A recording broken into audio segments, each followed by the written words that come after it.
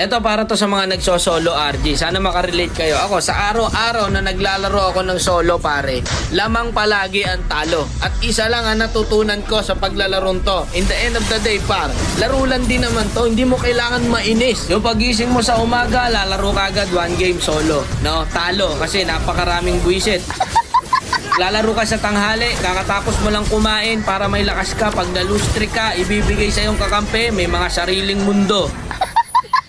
Naglalaro ka sa hapon, kasarapan, syempre, uwian ng mga estudyante, ayan, ipapakampi sa'yo, mga grade 2. Lalaro ka sa gabi, kakauwi mo lang, pagod na pagod ka, galing kang trabaho, naglaro ka, nag-solo RG ka, nag-ML ka, ayun, na-lose streak, doble ang pagod.